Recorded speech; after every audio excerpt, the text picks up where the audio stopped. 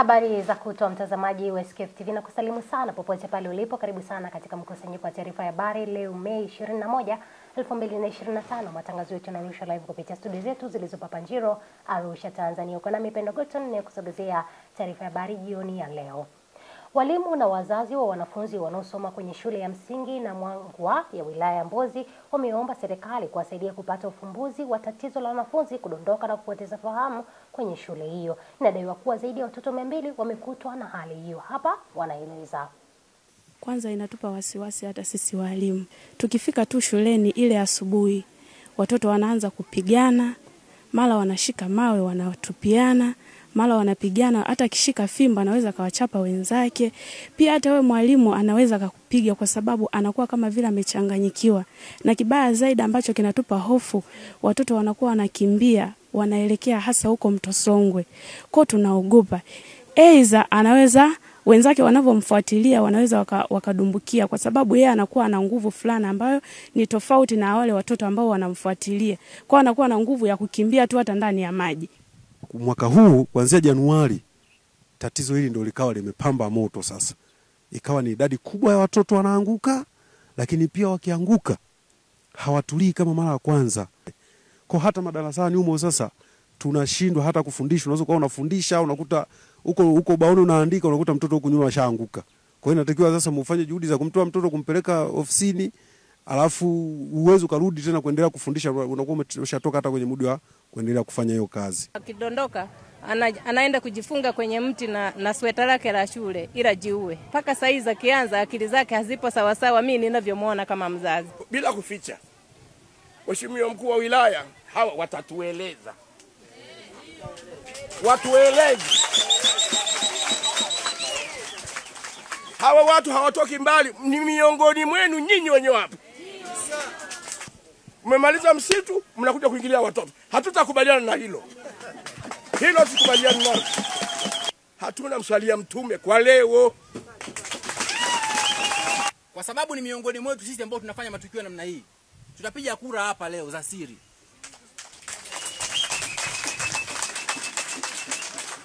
Gawa vikaratasi hapo. Watu wapige kura. Yule naye muhisi ni mchawi, muandike kama wako wawili, waandike majina wote wawili.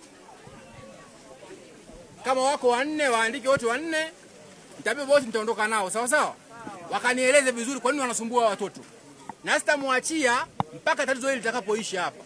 Mwenyekiti wa Chama cha Ukombozi wa Umma cha Umma Taifa, Hashimu Rungwe, ametoa wito kwa Watanzania kujiunga na chama hicho ili kushiriki kikamilifu katika harakati za kuletea taifa mabadiliko ya kweli, akisisitiza kuwa njia pekee ya kukabili Chama cha Mapinduzi CCM ni kwa hoja madhubuti ndani ya uwanja wa siasa.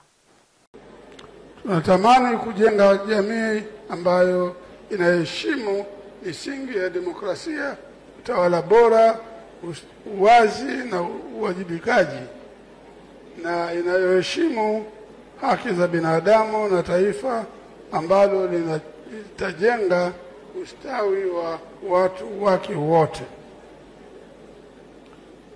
Tuna imani kuwa tunatakiwa kujenga jamii ambayo inatofautiana katika ziada, lakini yenye usawa katika mahitaji ya misingi hiyo.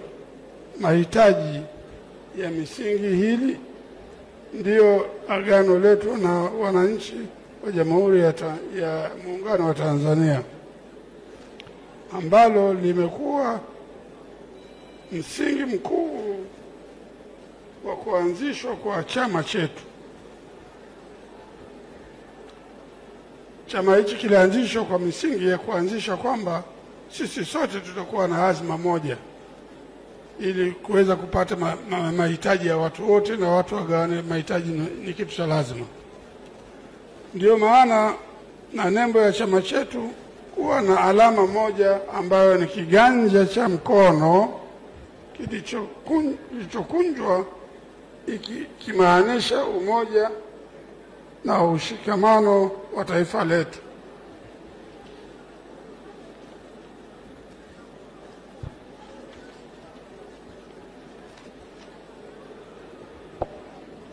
ikibidi ikibidi, itikadi ya chama chetu, tunaamini kuwa katika demokrasia ya kijamaa, na ndiyo ambayo misingi yake ni demokrasia, ambayo chama hichi kinaamini misingi yake ni uhuru, umoja, ukweli, haki, amani, usawa mbele ya sheria, ustawi wa jamii na maendeleo wa wote. Naye kaimu makamu mwenyekiti wa Chama cha Ukombozi cha Umma Tanzania Bara, Devota Minja, ametoa wito kwa wanawake kote nchini kushiriki kikamilifu katika uchaguzi ujao. Kipekee kabisa naomba niwakaribishe wanawake wote kujiunga na jeshi hili la ukombozi ambalo limeweka wazi kuwa litakuwa tayari kulinda na kuheshimu haki za wanawake na watoto wetu. Twendeni tushiriki uchaguzi huru, tukapiganie mabadiliko ambayo tunaamini tutayapata tukiwa ndani ya uwanja huu. Na kama hatuwezi kushinda vita tukiwa nje ya ulingo, na hatuwezi kuchukua kombe kama tumeondoa timu uwanjani. Twendeni katika uwanja kwa ajili ya mapambano.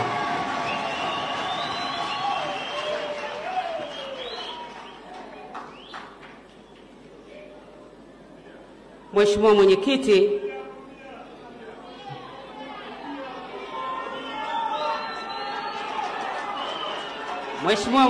Mheshimiwa Mwenyekiti, kipekee kabisa na wakaribisha wanawake wote wajiunge na jeshi hili la ukombozi ambalo limeweka wazi kuwa litakuwa tayari kulinda na kuheshimu haki za wanawake na watoto wetu.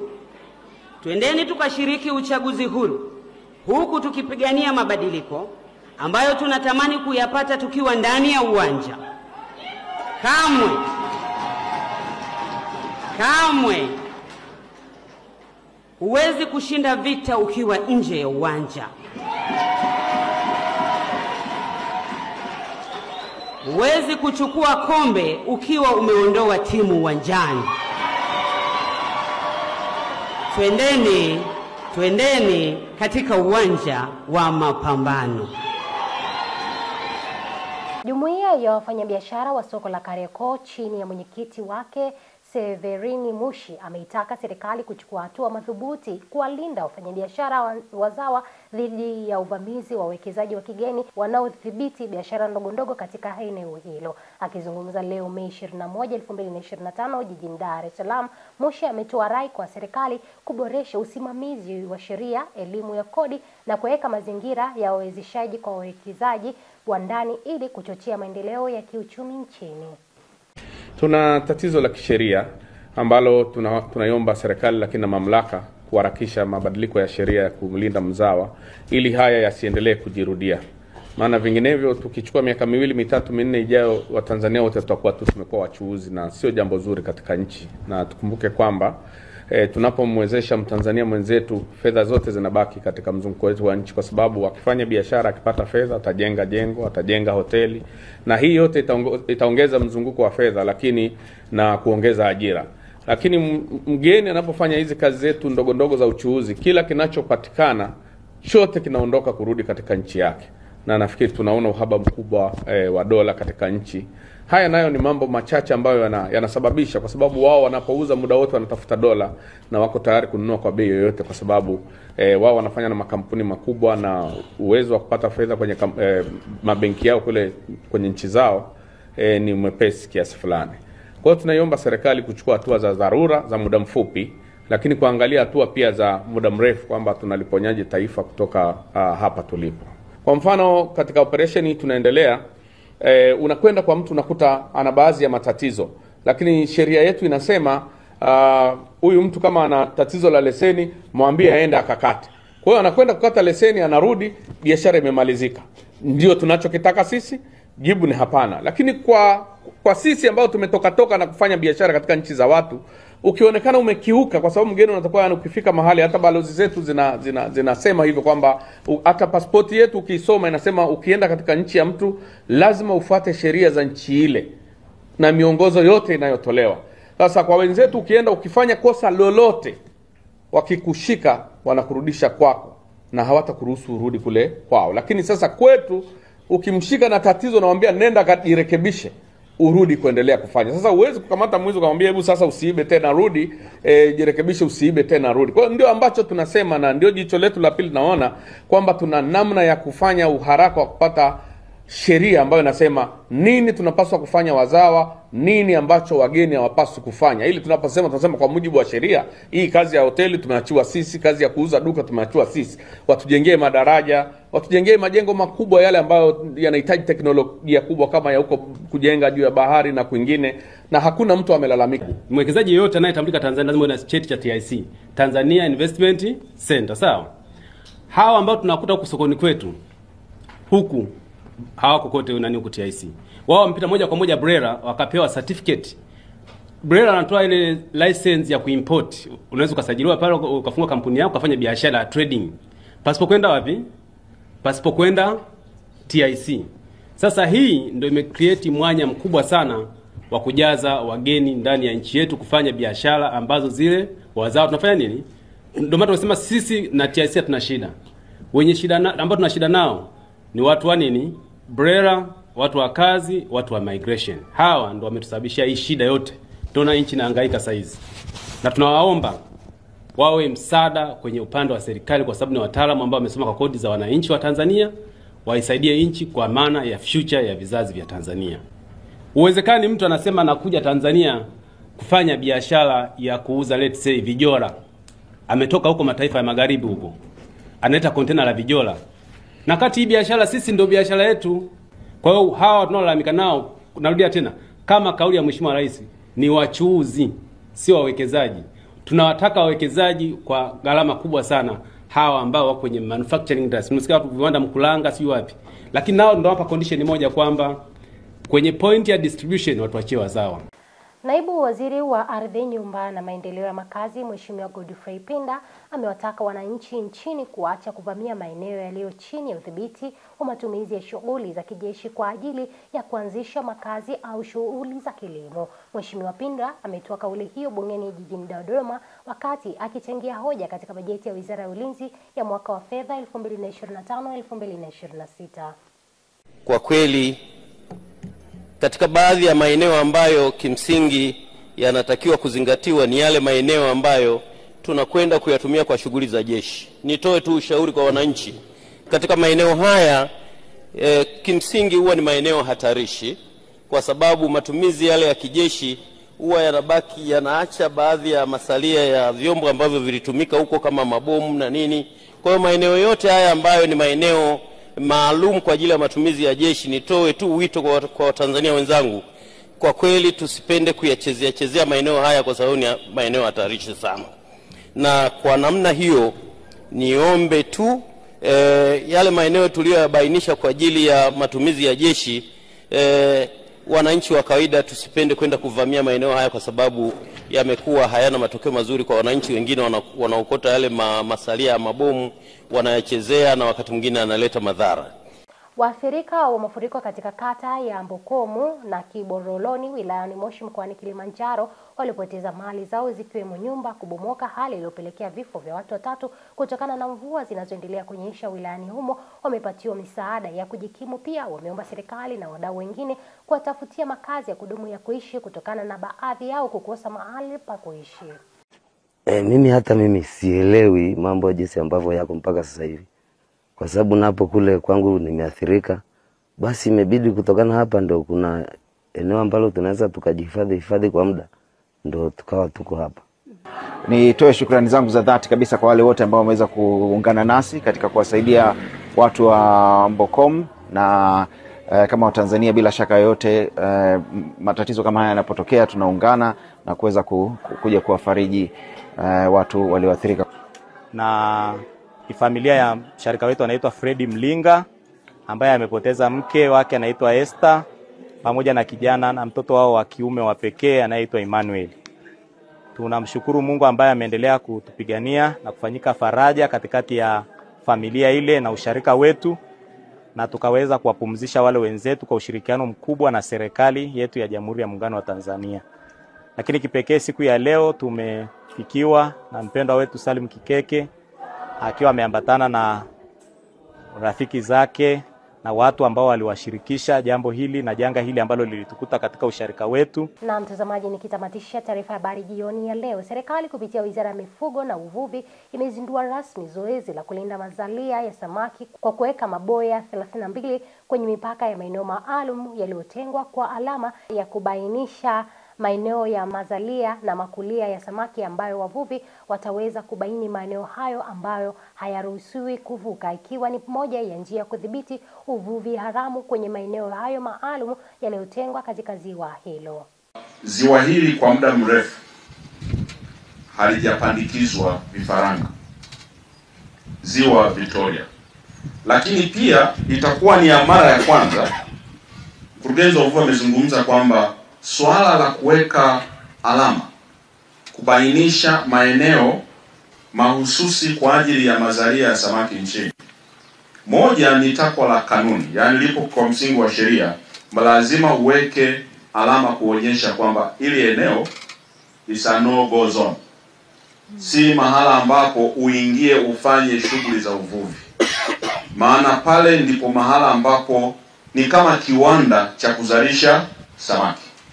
Na tunaposema mazalia, ni mazalia kwa maana ipi? Kwanza kuna samaki wa jinsia zote mbili, na tumejifunza, watafiti wametufundisha kwamba kuna wastani wakati ya 75% ni majike na 25% ni madume.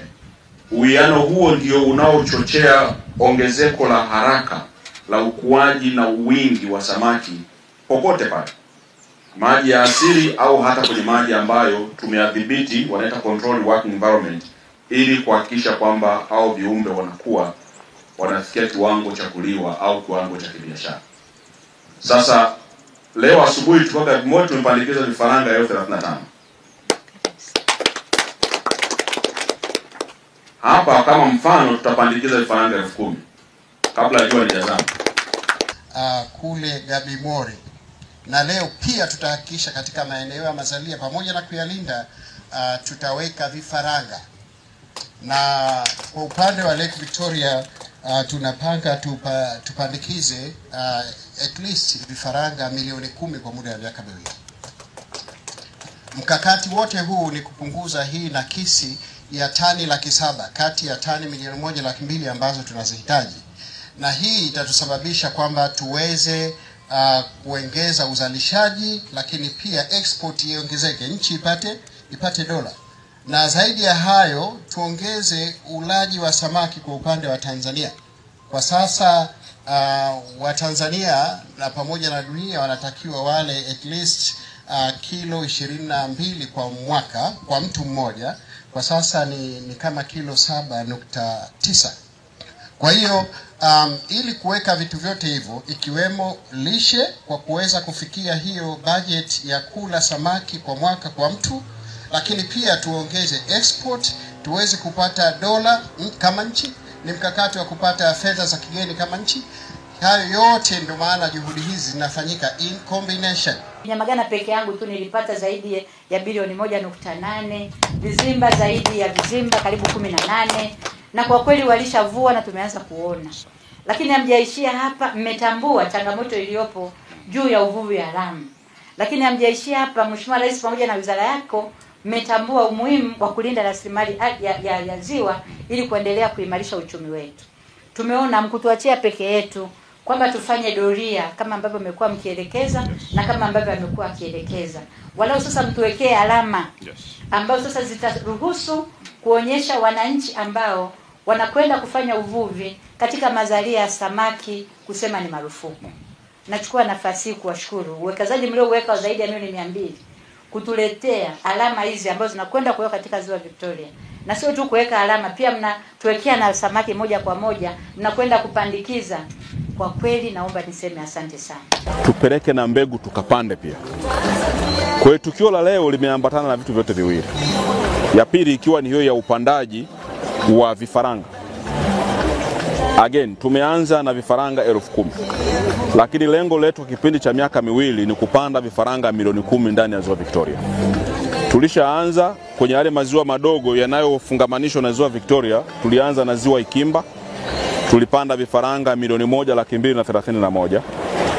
kama sehemu ya kuliendeleza ziwa Ikimba kule Bukoba vijijini. Asubuhi ya leo tulikuwa Gabimori. Gabimori ni wilaya ya Rorya. Tumepandikiza vifaranga 35,000 ambapo vifaranga 5,000 tumeweka kwenye vizimba na vifaranga 4,000 tumeweka kwenye vizimba na vifaranga 31,000 tumeweka kwenye maji ya asili kwenye lile lambo. Sisi tunafuatilia kila baada ya miezi 6, tunategemea matokeo makubwa. Kwa hiyo hata hapa baada ya miezi 6 Wanaluchelele tutegemee kwamba kutakuwa na mavuno mazuri hapa. Na mtazamaji, huo ni mwisho wa taarifa ya habari jioni ya leo. Nikushukuru sana kutenga muda wako wa thamani kutazama SQF habari jioni ya leo ya Mei 21. Kwa niaba ya wale wote walioshiriki kuandaa matangazo haya, ulikuwa na Mipendo Godson, nikutakie wakati mwema.